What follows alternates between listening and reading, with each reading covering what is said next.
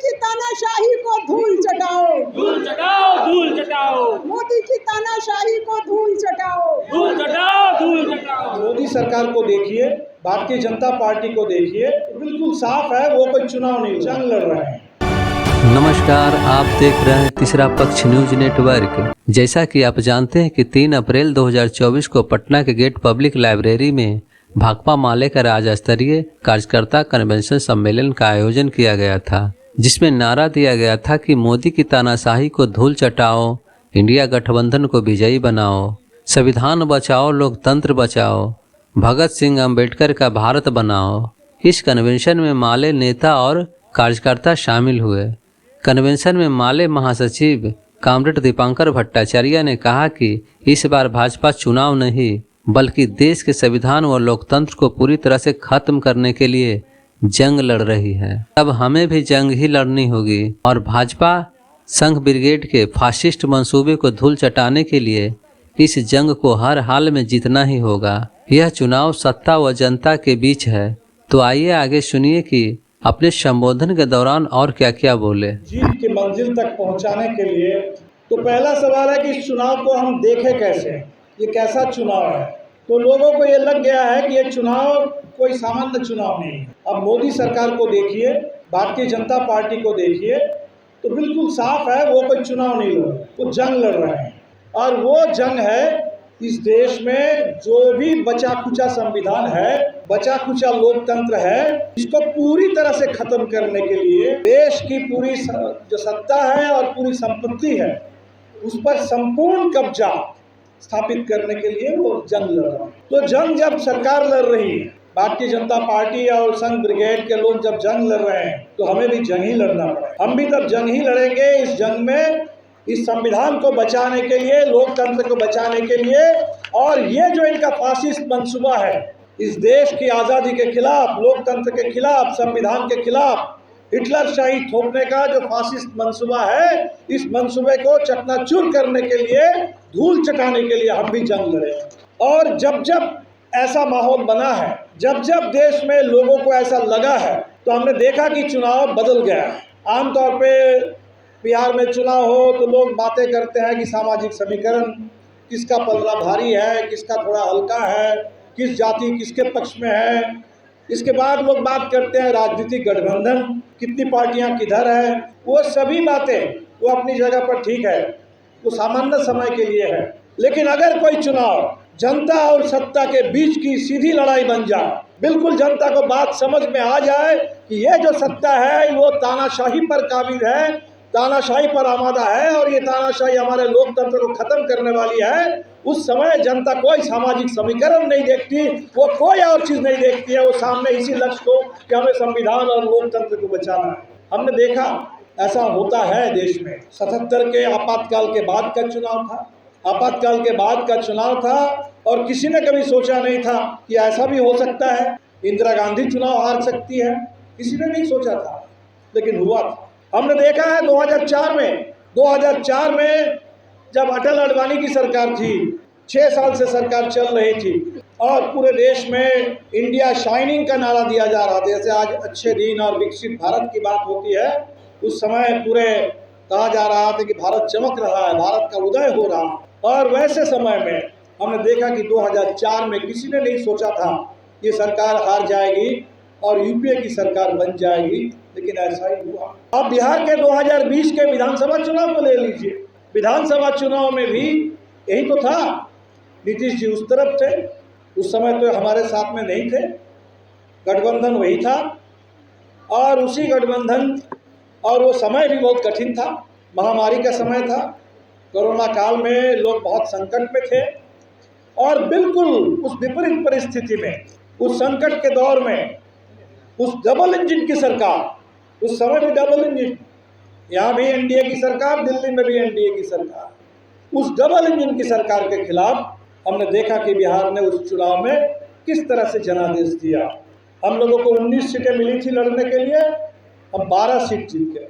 भोरे की seat 400-500 vote से हम हार गए। आरा की सीट हम बमुश्किल 3000 वोट से हार गए। दरोंदा की सीट भी हम जीतते रह गए।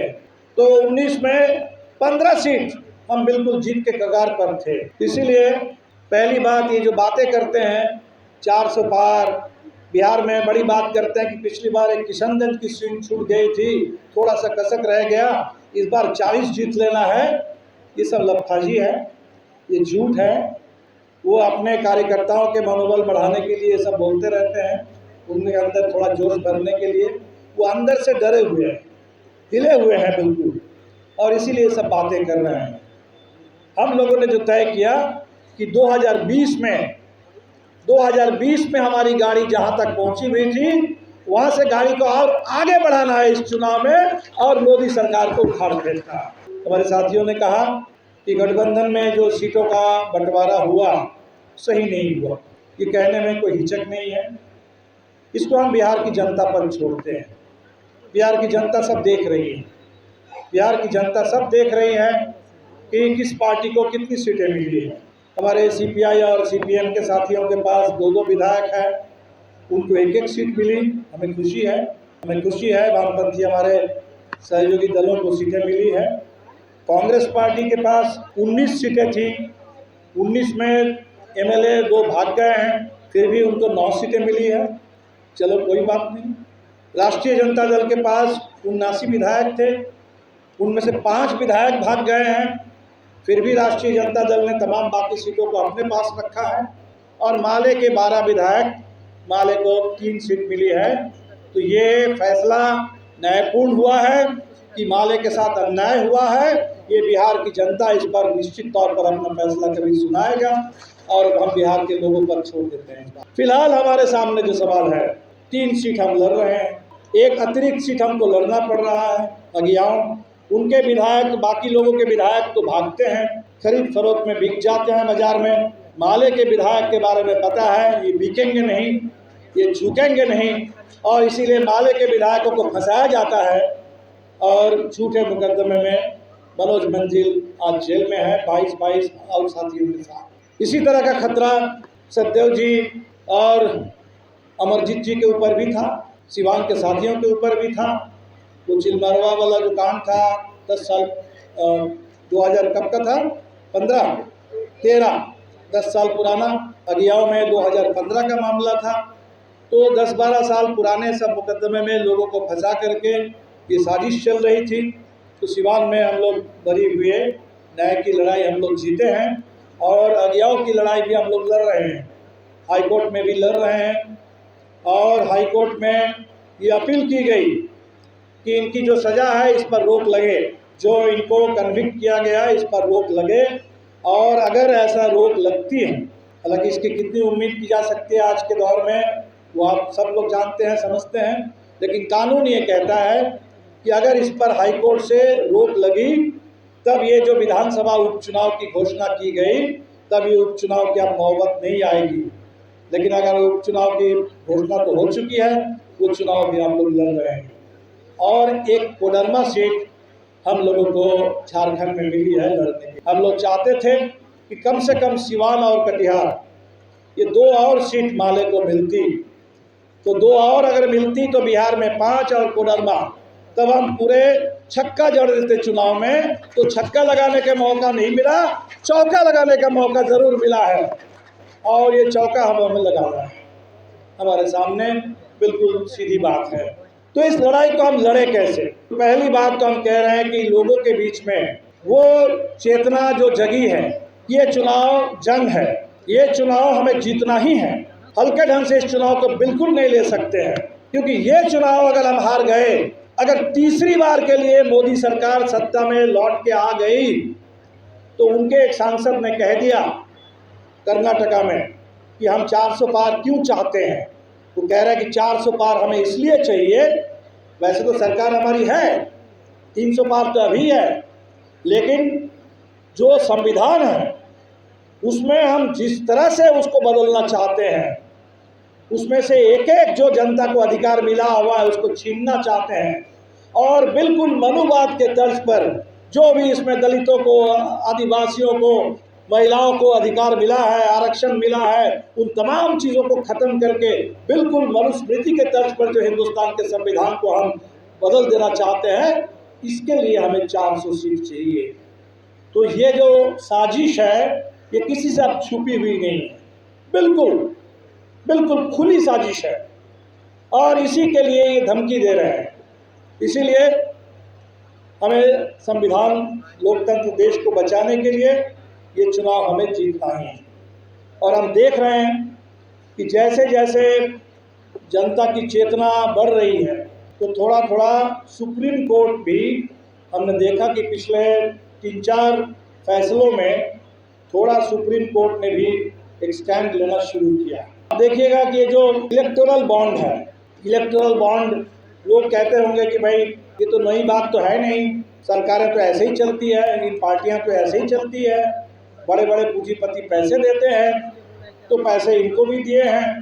भाजपा वाले कहते हैं कि हमको सिर्फ अकेले नहीं दिए हैं, कुछ तो कांग्रेस को भी दिए हैं, कुछ तो तृणमूल कांग्रेस को भी दिए हैं। जो जहां सत्ता में है और जिसके पास जितने सांसद है उसी हिसाब से लोगों ने दिया है, इसमें नई बात क्या है। ये बिल्कुल आपको गुमराह करने के लिए ही बात कहते हैं। ये बिल्कुल एक अलग किस्म का भ्रष्टाचार था। क्या भ्रष्टाचार था कि इन्होंने कंपनी वालों को कह दिया था कि आप जितनी मर्जी पैसा दे सकते हैं, जितनी मर्जी पैसा, जैसा मर्जी पैसा, वो कोई सफ़ेद का और काले धन का मामला नहीं है।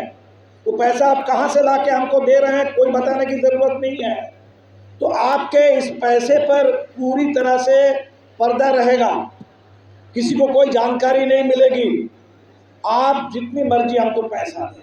तो ऐसे ऐसे कंपनी जो कल बनी, कल किसी कंपनी का रजिस्ट्रेशन हुआ और पता चला कि वो कंपनी आज 100 करोड़ का बॉन्ड खरीद रहा है। ऐसी कंपनी जो जिसने कभी मुनाफा देखा ही नहीं, कभी मुनाफा नहीं कमाया, घाटे में रहा है, घाटे में चलने वाली कंपनी वो 400 करोड़ का बॉन्ड खरीद रहा है। तो बिल्कुल साफ है कि ये संपूर्ण रूप से भ्रष्टाचार को कानूनी बनाने के लिए, तो भ्रष्टाचार को आप कानून बना दो, उससे भ्रष्टाचार खत्म नहीं हो जाता है। भ्रष्टाचार कानूनी है कि गैर कानूनी है, इससे नहीं तय होता है। भ्रष्टाचार भ्रष्टाचार है। आपको ये कॉरपोरेट का घूस का पैसा था, ये घूसखोरी है, ये रिश्वतखोरी है, ये रंगदारी है, ये वसूली है, वो भ्रष्टाचारी कहलाएगा। भले आप उसके नाम पर कानून बना दो। कानून भी उन्होंने बनाया था पूरे संसद में धोखा दे करके, ऐसा कानून बन ही नहीं सकता था। और अंततोगत्वा सुप्रीम कोर्ट ने कहा कि ये जो आपने कानून बना दिया था ये संविधान विरोधी है, संविधान के खिलाफ कानून आपने बनाया था, उसने सुप्रीम कोर्ट ने इसको खारिज कर दिया। तो ऐसा भ्रष्टाचार जिसमें सारे कंपनी वालों को कहा गया था कि आप पैसा दो, सुभाष बोस ने नारा दिया था कि आप हमें खून दो हम आज़ादी देंगे, और इनका नारा था कि हमें चंदा दो आपको हम धंधा देंगे। तो चंदा लो दो और धंधा लो, ये चला रहे थे।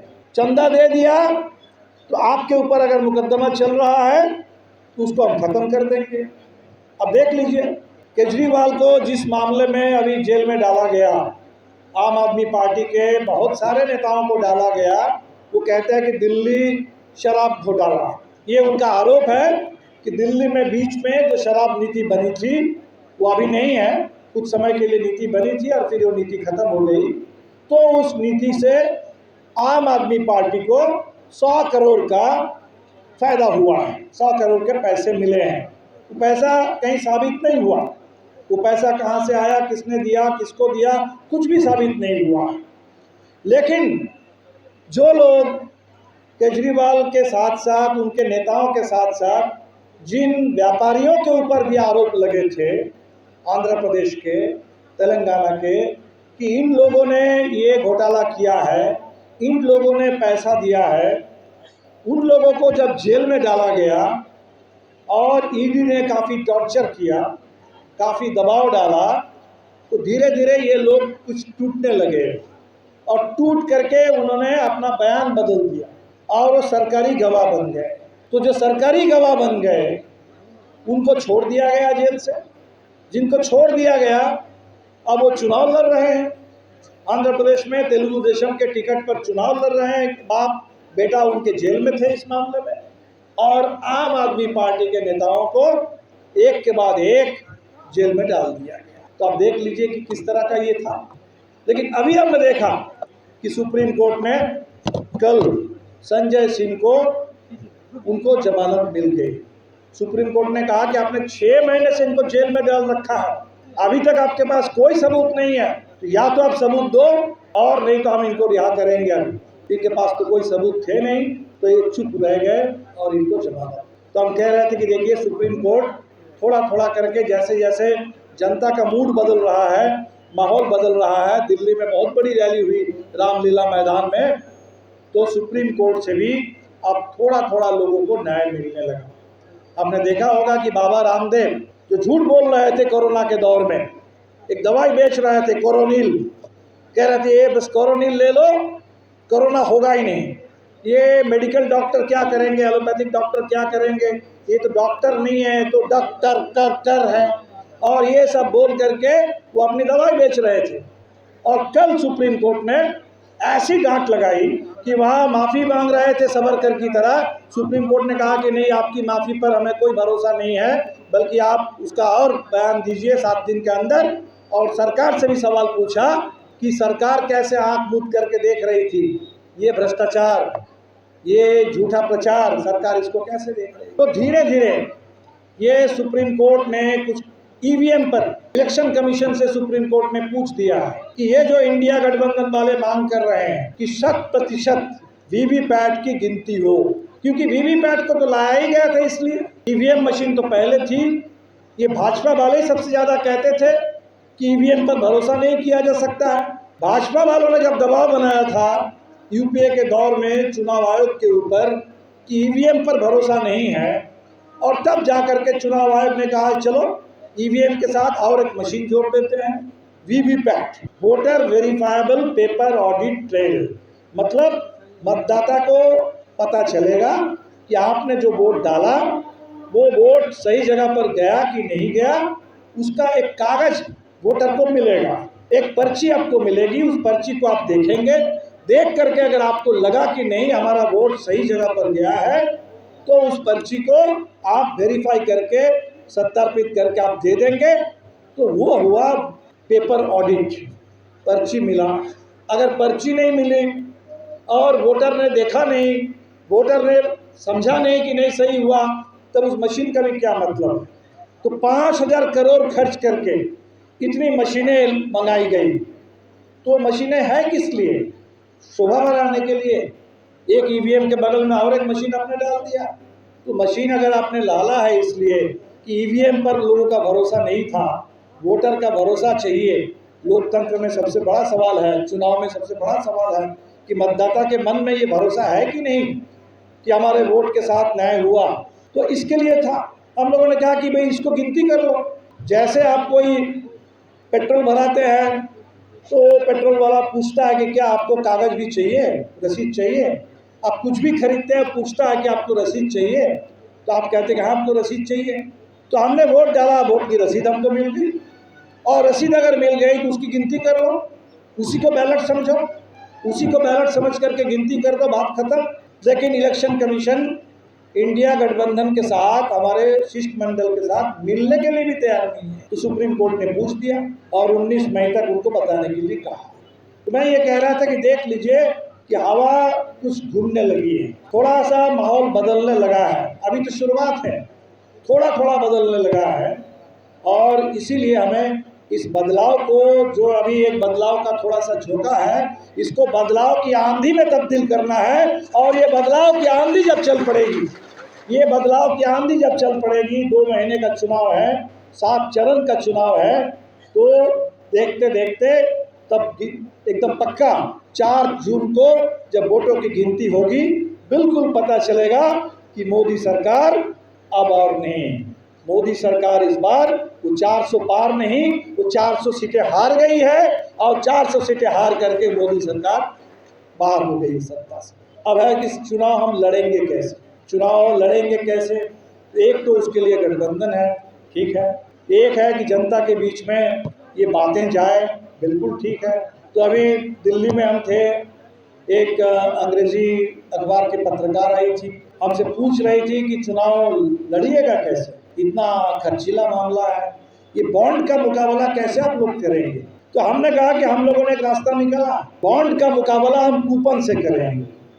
ये कॉरपोरेट का जो बॉन्ड है, उसके घूस का, लूट का ये जो पैसा है, डर का जो पैसा है, उस बॉन्ड के पैसे का मुकाबला जनता के गाड़ी कमाई का जो पैसा है, प्यार मोहब्बत का, भरोसे का जो पैसा है, जनता के प्यार का, वो 20 रुपया एक एक घर से हम लेंगे और 20-20 रुपया लेकर के इस कूपन से हम बॉन्ड का मुकाबला करेंगे। बिजनेस लाइन हिंदू का अखबार है, वो इकोनॉमिक का अखबार है। उस अखबार में बड़ी रिपोर्ट छपी है कि बिहार के इस छोटी सी पार्टी से सबको सीखना चाहिए, भाकपा माले, जिसने इस पूरे चुनावी बॉन्ड के खिलाफ एक मॉडल खड़ा कर दिया है कूपन का। तो कॉरपोरेट का बॉन्ड, उसका मुकाबला करेगा जनता का कूपन, 20-20 रुपए का कूपन।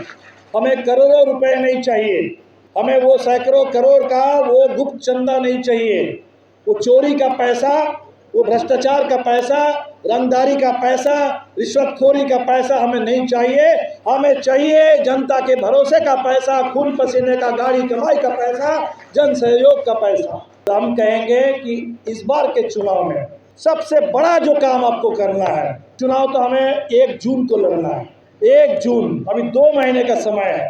पूरा का पूरा अप्रैल का महीना इसी एक काम में लगाइए। घर घर जाइए, सबके पास जाइए। तो राजा राम जी ने जैसे कहा, ये चुनाव नहीं जनमत जंग है उनके लिए, हम तो कहेंगे कि जनमत संग्रह है। बिल्कुल सही, बिल्कुल सही, क्योंकि जिन मुद्दों पर हम चुनाव लड़ रहे हैं वो मुद्दे कुछ खास लोगों के मुद्दे नहीं हैं, वो सबके मुद्दे हैं, वो सबके मुद्दे हैं। वो रोजगार का सवाल, वो किसान के लिए MSP का सवाल, वो स्कीम वर्कर के लिए उनके वेतन का, उनके सम्मान का सवाल, वो मजदूरों के लिए ओल्ड पेंशन स्कीम का सवाल, वो सारे सवाल जिस पर हम लड़ रहे हैं, संविधान की रक्षा का सवाल, देश की आज़ादी, देश के लोकतंत्र को बचाने का सवाल, ये सवाल सबके हैं। और इसीलिए हम जाएंगे भी सबके पास। घर घर जाइए और 20-20 रुपया कलेक्ट कीजिए। और हमें लगता है कि इसको अगर करेंगे, हम बिल्कुल एक युद्ध की तरह एक बड़ा जन अभियान छेड़ देंगे और ये पूरे अपने आप में चुनाव लड़ने का एक अलग नज़ारा बन जाएगा। ये अपने आप में एक आंदोलन बन जाएगा। ये अपने आप में सबको एक रास्ता दिखा देगा कि कॉरपोरेट कब्जे को छुड़ाना है तो जनता की ताकत को बटोरना है, जनता के सहयोग को बटोरना है। और जनता में कितनी ताकत है वो भी हम दिखा देंगे। तो हमें लगता है कि इस बार ये जो आज हम कर रहे हैं, ये संदेश आप लेके जाइए, ये टास्क लेकर के जाइए। जहाँ चुनाव लड़ रहे हैं सिर्फ वहाँ नहीं, चुनाव तो हम लड़ रहे हैं 3 सीट पर, पूरे बिहार में ये जन अभियान, 20-20 रुपए का कूपन अभियान। और उसमें लोगों को बताइए, इलेक्टोरल बॉन्ड के बारे में बताइए, इस बॉन्ड के पीछे जो रिश्वतखोरी है, जो वसूली है, जो उसके अंदर जिस तरीके से एक भ्रष्टाचार किया गया है, इसके बारे में लोगों को बताइए और उस भ्रष्टाचार के खिलाफ इस पूरे जनता के हथियार इसको खड़ा कीजिए।